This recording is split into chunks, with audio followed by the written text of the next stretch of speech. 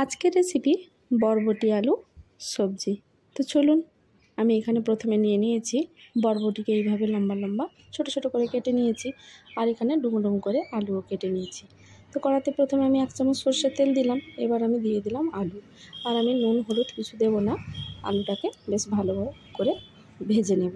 ভাজাতেই যেন আমার আলুটা মোটামুটি সেদ্ধ হয়ে যাবে অনেকখানি। তো মোটামুটি এখানে আলুটাও আমার ভাজা ভাজা হয়ে এসছে। এবার আমি আলুটা তুলে নেব। তো মোটামুটি আলুটা আমি তুলে নিলাম।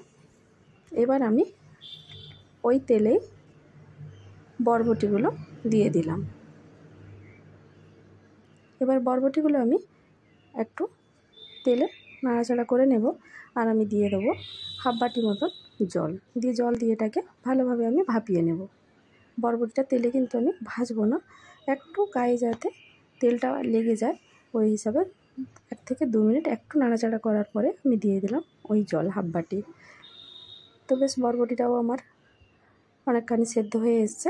এবার আমি এটা তুলে নিলাম, আর জলটাও দেখুন বরবটির গায়ে লেগে গেছে, শুকনো হয়ে গেছে অনেকটাই। এবার আমি দিয়ে দিলাম 2 চামচ সরষের তেল আর 2টো শুকনো লঙ্কা। এবার আমি দিয়ে দেবো 7 থেকে 8টা লং। আর এই লংটা দিলে কিন্তু এই নিরামিষ বরবটি আলুর যে তরকারির একটা স্বাদ খুব সুন্দর লাগে খেতে। তো আমি দিয়ে দিয়েছি। এবার আদা আর জিরে বেটে রেখেছিলাম, ওটা দিয়ে দিলাম। এবার ভালোভাবে আমি আদা জিরেটা কষিয়ে নেব। এতে দিয়ে দিলাম আমি পরিমাণ মতন হলুদ গুঁড়ো, লঙ্কা গুঁড়ো। এখানে আমি কাশ্মীরি রেড চিলিটা ব্যবহার করি, এতে ঝাল হয় না, কালারটা আসে। এবার আমি ভালোভাবে মশলাটাকে কষিয়ে নেব। সামান্য একটু জল দিয়ে দিলাম। এবার আমি নুন দিয়ে দিলাম স্বাদ মতো। যেহেতু বরবটি সেদ্ধতে আমি নুন দিইনি, আলু যখন ভেজেছিলাম তখনও নুন দিইনি, সেখানে পরিমাণ মতন আমি দেখে নুনটা দিয়ে দিলাম। এবার মশলা থেকে তেল ছেড়ে এসছে। এবার আমি দিয়ে দেবো সেদ্ধ করা বরবটি। এবার ভেজে রাখা আলুটাও দিয়ে দিলাম। এবার ভালোভাবে আমি এই মশলার সঙ্গে সবজিগুলো কষে নেব।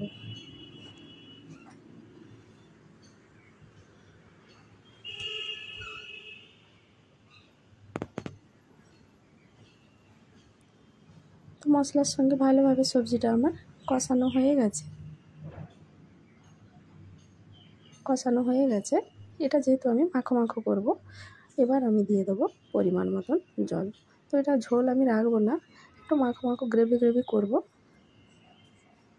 তো পরিমাণ মতন আমি এখানে 1/2 বাটি জল দিলাম। এবার আমি এটা কিছু সময়ের জন্য ঢেকে দেব।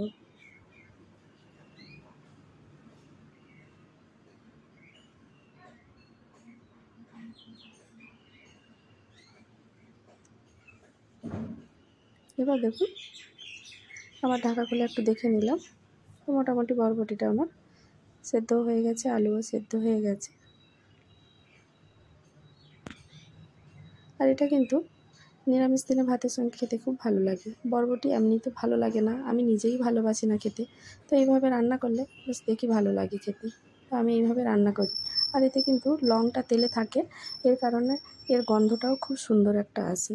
আর এই নিরামিষ দিনে বরবটি আলুর তরকারি কিন্তু খেতে খুব ভালো লাগে। তো এইভাবে তৈরি আমার বরবটি আলু তরকারি।